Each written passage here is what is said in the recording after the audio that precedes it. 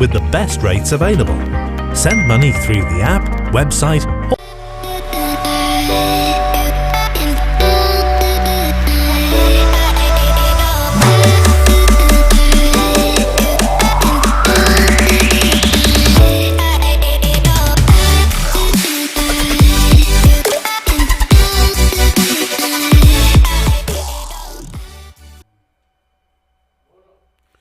बिस्मिल्लाहिर्रहमानिर्रहीम। नाजरीन, फ़ारूक अहमद हाज़िर है प्रोग्राम अपना पाकिस्तान लेकर। नाजरीन, जैसा कि आपको मालूम है कि नैब आर्डीनेंस जो है, जो लेटेस्ट तरमीमी बिल है, जो पिछली ये जो गवर्नमेंट अभी गई है, इन्होंने जो पार्लियामेंट के अंदर एक नैब में तरमीम की थी और वो बिल पास भी हो गया दोनों ऐवानों से। वो बिल सुप्रीम कोर्ट में चैलेंज हो चुका है और उसकी समाअत जारी है। उसकी समाअत के अंदर जो बुनियादी नुक्ता है, जो सुप्रीम कोर्ट के चीफ जस्टिस और दूसरे मोअज़्ज़ज़ जजेस साहबान ने उठाया है, वो ये कि जो एलिगेशन लगाने वाला है उस तरमीम के अंदर ये नुक्ता वाज़े तौर पे मौजूद है कि जो तरमीम जो एलिगेशन लगाने वाला है, जो इल्ज़ाम तराशी जो करने वाला है, उसको भी साबित करना पड़ेगा कि वाकई ये करप्शन का पैसा है या नहीं। और चीफ साहब जो हैं वो इस मामले में मेरा ख्याल है उनकी राय ज़रा मुख्तलिफ है। वो कहते हैं कि ये बर्डन ऑफ प्रूफ जो है वो इस्तग़ासा के ऊपर नहीं होना चाहिए, प्रोसिक्यूशन के ऊपर ये बर्डन ऑफ प्रूफ नहीं होना चाहिए। अगर किसी के ऊपर इल्ज़ाम लगता है कि ये आपका पैसा जो है ये करप्शन का पैसा है या इलीगल मनी है, तो उसको वो जो मुल्ज़म है उसी को साबित करना पड़ेगा कि ये पैसा उसका करप्शन का पैसा नहीं है। या उसके ऊपर ये भी बर्डन ऑफ प्रूफ होगा कि जो भी एसेट्स हैं वो कैसे बनाए, किस तरह बनाए, उनके एविडेंस जो प्रोवाइड करने उसकी ज़िम्मेदारी है। तो इसके ऊपर समाअत जारी है और दोनों तरफ से दलाइल भी दिए जा रहे हैं। मगर मेरा एक बुनियादी नुक्ता है और वो बुनियादी नुक्ता ये है कि क्या जितने भी कवानीन पार्लियामेंट के अंदर जिनके अंदर तरमीम की जाएंगी या जो आइन 1973 का जो कॉन्स्टिट्यूशन है उसके अंदर तरमीम अगर की गई हैं या की जा रही हैं या शायद आइंदा भी होंगी, तो क्या हर एक जो भी तरमीम होगी वो सुप्रीम कोर्ट के अंदर चैलेंज हो जाएगी? क्या सुप्रीम कोर्ट का ये इस्तकाक है कि वो पार्लियामेंट के बनाए हुए कवानीन को यक जुम्बश कलम एक तरफ कर दे? क्या सुप्रीम कोर्ट को आइन ये इख्तियार देता है कि वो अपनी मर्जी के मुताबिक, अगर उसमें एक नुक्ता बुनियादी है, वो ये बुनियादी नुक्ता है कि अगर सुप्रीम कोर्ट ये महसूस करे कि जो तरमीम की जा रही हैं या जो तरमीम माजी में हुई हैं वो अगर कॉन्स्टिट्यूशन के बेसिक जो बुनियादी प्रिंसिपल हैं उसके साथ मुतसादम है, तो फिर सुप्रीम कोर्ट का ये हक बनता है कि वो अपनी राय का इजहार करें। मगर मेरा एक ज़ाती जो ख्याल है, मेरी नाकस राय है ये, मैं कोई वो पाकिस्तान के जो मंजे हुए कानूनदान हैं उनमें तो मेरा शुमार नहीं होता, पर अल्हम्दुलिल्लाह जो मेरी नाकस समझ है मैं उसके मुताबिक ही बात कर सकता हूँ कि सुप्रीम कोर्ट का ये कोई इख्तियार नहीं है कि वो जो कानून है, जो आइन है, उसके अंदर आप वो खुद ही उसके अंदर जो है उसको तरमीम करती फिरे। और सुप्रीम कोर्ट का असल जो काम है वो है आइन की तशरीह करना। उनका ये कोई काम नहीं है कि वो आइन के अंदर अपनी मर्जी से जो है वो तरमीम करती पड़े और वो जो जितने भी आइन के अंदर जो अगर कोई फ्लॉ है तो सुप्रीम कोर्ट का ये हक तो ज़रूर है, उनको ये आइन ने हक दिया है कि वो उसकी तशरीह करें और वो उनको फिर वापस भेजें। मगर ये बात तो मुझे बड़ी अजीब सी लगती है कि इससे कबल भी 63 1F का जो फैसला सुप्रीम कोर्ट एक दफ़ा सादर कर चुकी है, 63 1F के अंदर जो फैसला दिया गया वो तो एक आइन को रीराइट करने वाली बात थी। इसी तरह अब अगर ये जो नैब के अंदर जो तरामीम की गई हैं इनके ऊपर भी अगर सुप्रीम कोर्ट अपनी एक वो मनमानी का फैसला देगी तो ये भी मुझे तो यूँ लगता है कि ये भी कानून को रीराइट करने के मुताबिक ही होगा। अगर पार्लियामेंट को ये इख्तियार नहीं है कि वो आइन बना सके, अगर पार्लियामेंट का ये इख्तियार नहीं है कि वो आइन के अंदर कोई तरमीम कर सके, अगर पार्लियामेंट का ये कोई इख्तियार नहीं है तो फिर पार्लियामेंट को ताला लगाएं, असम्बली को बंद करें, फिर सारे इख्तियारात जो हैं वो सुप्रीम कोर्ट के हवाले करें और जो बचे कुछ इख्तियारात हैं वो इस्टेब्लिशमेंट के पास तो पहले से हैं ही फिर दोनों मिलकर हुकूमत करें। पार्लियामेंट, ये पार्लियामेंटेरियन को घर भेजें, इनका फिर क्या काम है? वैसे भी ये जिस तरीके से पार्लियामेंटेरियन जो असेंबली मेंबर बन के आते हैं वो हमारी नज़रों के सामने हैं सारी बातें, वो किस कौन कौन से हरबे इस्तेमाल होते हैं, क्या क्या तरीके इख्तियार किए जाते हैं, मेरिट की वहाँ भी धज्जियाँ उड़ाई जाती हैं, इसमें कोई दो राह नहीं है। मगर पार्लियामेंट तो है, आइन अगर है, अदालतें अगर हैं, तो उसी जो आइन है उसी के मरून मिन्नत है। अगर पार्लियामेंट ना हो तो फिर आइन की क्या वक़्त है? आइन की कोई वैल्यू नहीं है। आज तक मुझे ये इस बात की समझ नहीं आई और मैं इस बात से बिल्कुल नाबालिग हूँ। पाकिस्तान के अंदर ये आज तक तय नहीं हो सका कि ताकत का सरचश्मा कौन है। क्या पार्लियामेंट के पास ये पावर है कि वो नए आइन बनाए, नए कवानीन बनाए या आइन के अंदर तरमीम करे, या ये पावर जो है वो सुप्रीम कोर्ट के पास है? सुप्रीम कोर्ट ये कहना है कि आइन जो है वो सुप्रीम नहीं है, हम सुप्रीम है, हम जो चाहें उसको स्ट्राइक आउट, जब चाहें किसी कानून को स्ट्राइक आउट कर सकते हैं। तो ये दुनिया के दूसरे ममालिक में तो ऐसा कभी नहीं होता, ना ही देखा गया है। दुनिया के दूसरे ममालिक में ये प्रैक्टिस नहीं है। पार्लियामेंट ही सुप्रीम है। मैं जिस मुल्क में बैठा हूँ बरतानिया के अंदर, यहाँ इसको कहा जाता है मदर ऑफ ऑल डेमोक्रेसी। तो मदर ऑफ ऑल डेमोक्रेसी की ही नज़ीर वहाँ चलती है।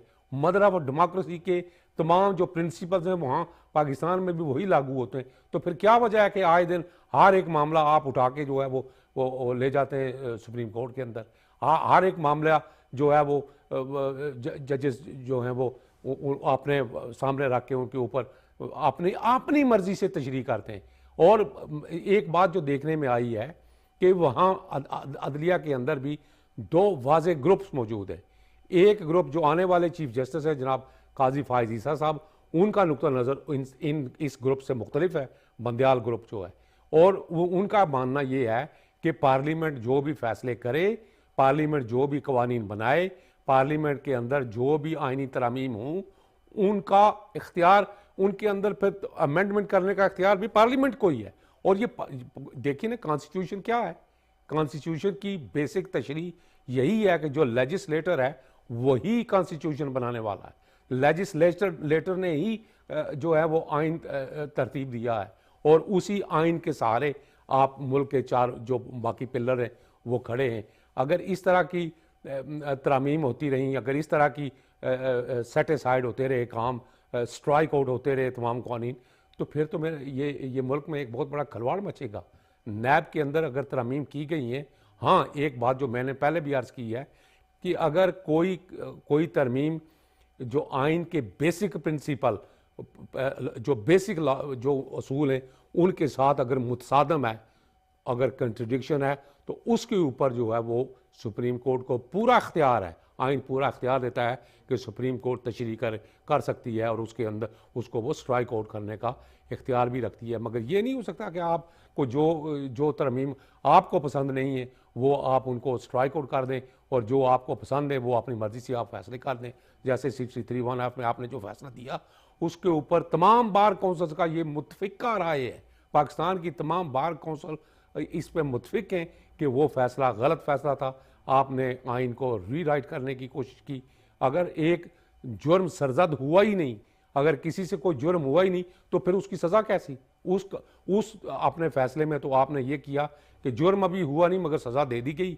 वो जो वोट का इख्तियार है उन मेंबर ऑफ असेंबली से छीन लिया गया कि वो वोट कास्ट ही नहीं कर सकते।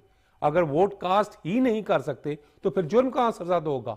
ये है बेसिक मेरा एतराज़, जो मेरी नाकस राय के मुताबिक सुप्रीम कोर्ट का वो फैसला वो बहुत ही गलत फैसला है। वो कोई ऐसा फैसला नहीं जिसकी जो है वो कोई तारीफ़ की जा सके। और सुप्रीम कोर्ट के मैं बिला वजह को मैं ऐसी बात नहीं करना चाहता जो तौहीन अदालत के ज़मरे में आए। मैं तौहीन अदालत करने का कायल ही नहीं।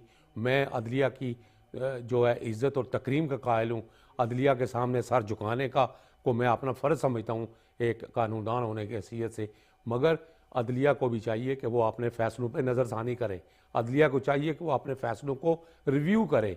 अदलिया को चाहिए कि ऐसे फ़ैसले छोड़ के जाएँ कि जो रहती जो जो आइंदा आने वाली नस्लों को याद रहें। और ये जो जिस मुल्क में मैं यहाँ बैठा हूँ, यहाँ के बड़े बड़े जजेस, एक मंजे हुए जो जजेस हैं, उनके नाम आज भी जो कानून की तारीख है उसके अंदर बोलते हैं, उनके फैसले बोलते हैं। मसलन लॉर्ड डेनिंग है, उनके फैसले बोलते हैं, लॉर्ड डेनिंग के फैसले बोले हैं, उनकी प्रेस कॉन्फ्रेंस नहीं वो हमने कभी देखी, कभी नहीं देखा कि लॉर्ड डेनिंग ने किसी जगह बैठ के प्रेस कॉन्फ्रेंस की हो या किसी तरफ उनका झुकाव हो। उनका झुकाव कहाँ था?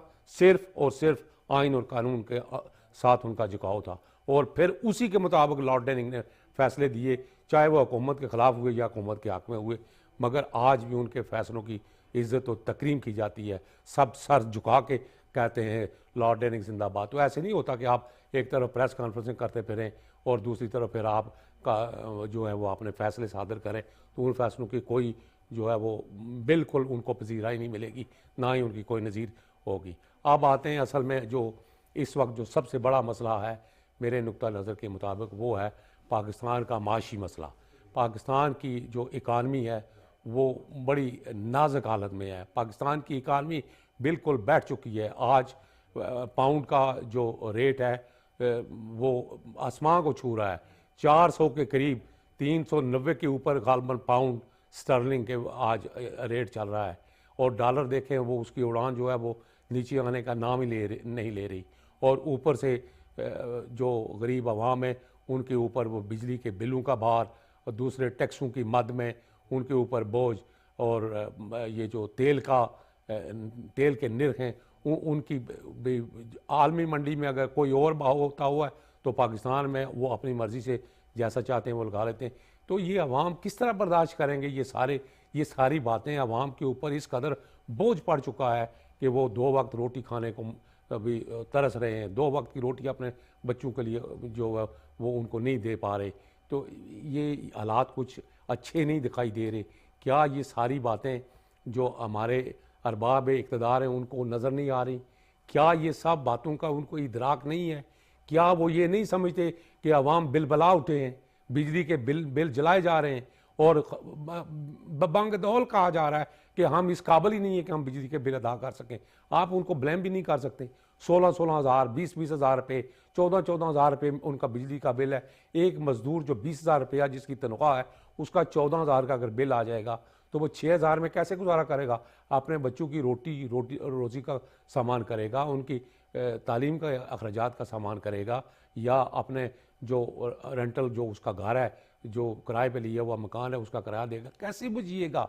तो फिर ये एक अनारकी की सूरत तो पैदा होगी। ये जिस तरह ये एहतजाज जारी है, अगर हुकूमत ने ये अभी तक तो मुझे यूँ महसूस होता है कि हुकूमत सिर्फ दिलासा ही दे रही है, सिर्फ उम्मीद ही बंधा रही है। को उनका तो कहना है कि हमारे हाथ बंधे हुए हैं, IMF के आगे हम सरेंडर कर चुके हैं, IMF को हमने लिख के दे दिया है, उनके साथ एग्रीमेंट हो चुका है और उनकी मर्ज़ी के बगैर, उनसे पूछे बगैर हम कोई फ़ैसला करने को तैयार नहीं है।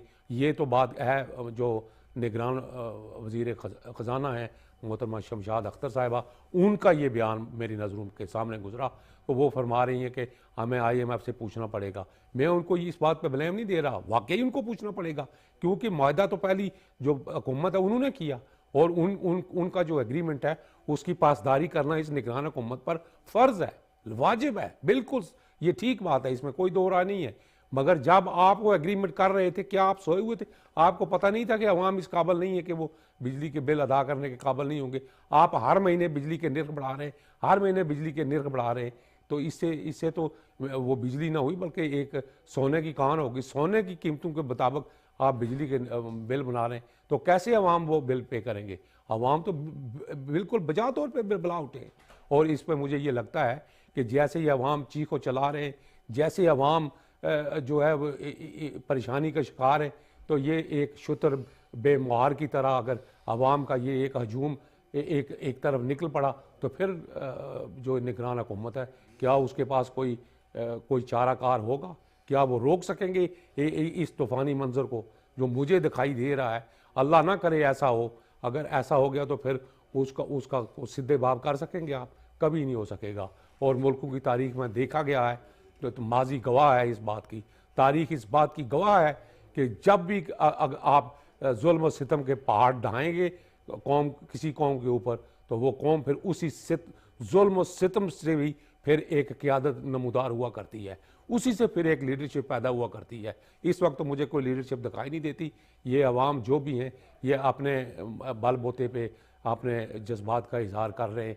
और देखिए अल्लाह करे कि हुकूमत कुछ उनकी रिलीफ का कोई बंदोबस्त करे और जल्द अज जल्द करे, वरना ये अवाम की ये फिर बहुत नामुमकिन बात हो जाएगी। उनका जीना 2 बार हो गया है। आज मैं इसी पे इक्तफा करता हूँ। वमा अलैना इल्लल बलागुल मुबीन।